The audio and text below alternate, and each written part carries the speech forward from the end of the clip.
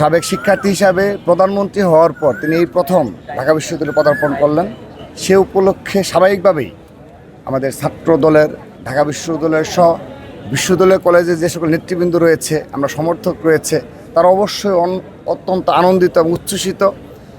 বিশেষ করে আমরা ঢাকা বিশ্ববিদ্যালয়ের শিক্ষার্থীদেরও একটি বিশাল সংখ্যক অংশকে দেখেছি। তার এই আগমন উপলক্ষে তারা অত্যন্ত আন্তরিকভাবেই গ্রহণ করেছে এবং শুভেচ্ছা জানাচ্ছে।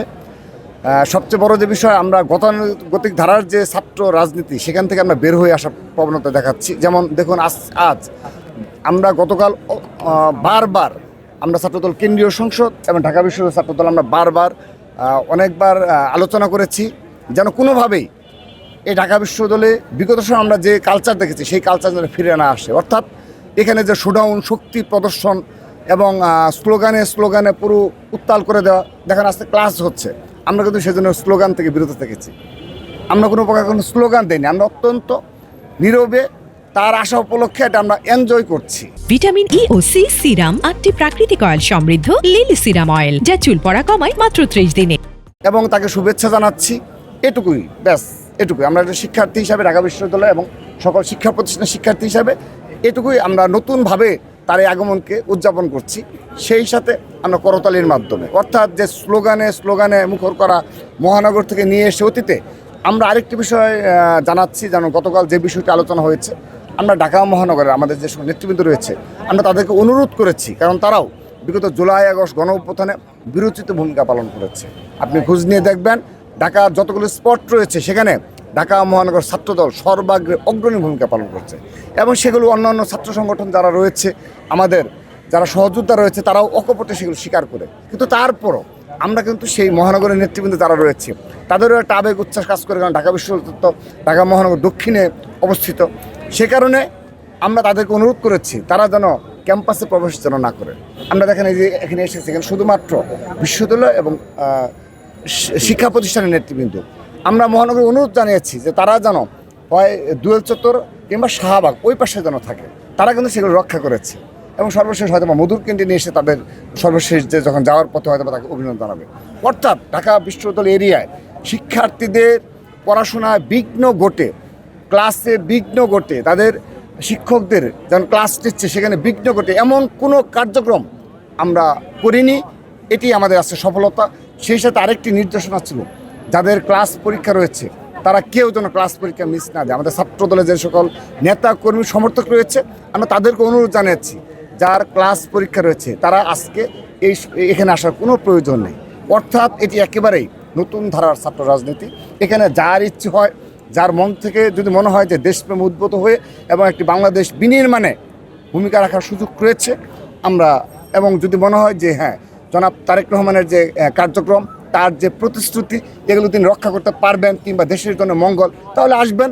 আর যদি মনে হয় যে না, আমি একসময় সমর্থক ছিলাম কিন্তু মনে হচ্ছে যে তিনি তার প্রতিশ্রুতি রক্ষা করবেন না, তিনি তার কিছু প্রতিশ্রুতি হয়তো ব্যত্যয় ঘটাবেন, তাহলে তার সাথে তাকে আমরা কখনোই জোর জবরদস্তি কিংবা একটা কল দিয়েও তাকে অনুরোধও জানাবো না যে তুমি এখানে আসো।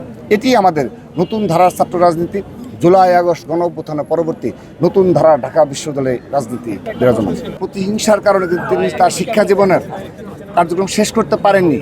আপনাদের মনে থাকার কথা, আমরা তো ভুলে যাই, আমরা অল্পতেই ভুলে যাই। আপনি লক্ষ্য করে দেখুন যে সেই এরশাদ বিরোধী আন্দোলন কী ধরনের, সে ধরনের একটা বাস্তবতা এই ঢাকা বিশ্ববিদ্যালয়ে ছিল, হলগুলোর একটা বাস্তবতা সেখানে ছিল। এরশাদের যে জাতীয় পার্টির যে ছাত্র সংগঠন ছিল, তাদের কী ধরনের কার্যক্রম ছিল সেগুলো আপনি অবগত রয়েছেন। আল্লাহর রহমতে তার পরবর্তী গণতান্ত্রিক সরকার আসার পর পরিবর্তন করার চেষ্টা করা হয়েছে, কিন্তু সর্বশেষ 15.5 বছরে এই ঢাকা বিশ্ববিদ্যালয় সহ সকল শিক্ষা প্রতিষ্ঠানে ছাত্র রাজনীতি বলতে যা বুঝিয়েছে, এর সরাসরি ছিল একটা সন্ত্রাসী কর্মকাণ্ড।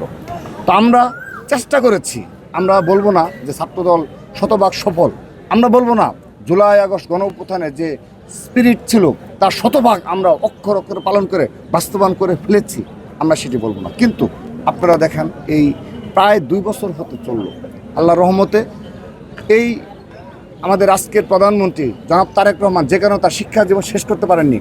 আপনি 2 বছরে একটি দিনের জন্যে, 1 ঘন্টার জন্য ছাত্রদল সে ধরনের কোনো পরিস্থিতি এই ঢাকা বিশ্ববিদ্যালয় তৈরি করতে দেয়নি কিংবা নিজেরা সেরকম কোনো ফাঁদে পা দেয়নি। আমাদের বিরুদ্ধে শত শত মব হয়েছে, রাত 2টা 3টার সময় এখানে মিছিল করেছে 10-15 জন এসে, এবার তার নামে অকথ্য ভাষায় নোংরা স্লোগান দিয়েছে। এইখানে আমরা দেখেছি 20-25 জন মিলে রাতের অন্ধকারে, সেটি রাত 1টা 2টা গভীর রাতে এই মিছিলগুলো হতো। আমরা দেখেছি সেখানে অত্যন্ত নোংরা স্লোগান ভাষা দেওয়া হতো, কিন্তু আমরা ছাত্রদল অত্যন্ত সহনশীলভাবে সেগুলো মোকাবেলা করেছি। আমরা জেনেছিলাম যদি আমরা সহনশীলতার পরিচয় দেই, আমরা যদি নতুন ধারার ছাত্র রাজনীতিকে সত্যিকার অর্থে লালন করি, অবশ্যই সাধারণ শিক্ষার্থীরা আমাদেরকে অ্যাকসেপ্ট করবে। আজকে দেখেন, আমরা আবারও বলছি, আজকে আমরা কোনো স্লোগানে মুখরিত করিনি। আমরা নতুনভাবে তাকে শুধুমাত্র করতালির মাধ্যমে জাতীয় পতাকা উঁচিয়ে তাকে আমরা অভিনন্দন জানিয়েছি। এবং আবারও বলছি, শুধুমাত্র শিক্ষা প্রতিষ্ঠানের নেতৃবৃন্দ যেন ক্যাম্পাসে প্রবেশ করে এবং কোনোভাবেই ব্যানার ফেস্টুন যেন রাস্তায় পড়ে না থাকে, আমরা সেই বিষয়টি নিশ্চিত করেছি। শুধু তাই নয়, আমাদের প্রোগ্রাম শেষ হওয়ার পর আমরা আবারও সেই একটা শুদ্ধি অভিযান চালাবো যে পুরো ক্যাম্পাসে কোনো প্রকার কোনো রাস্তায় কোনো পড়ে রয়েছে কিনা সেগুলো আমরা দেখব। রাস্তা আমাদের দ্বারা কোনো ময়লা হয়েছে কিনা সেগুলো আমরা নিজেরা পরিষ্কার করে দেবো।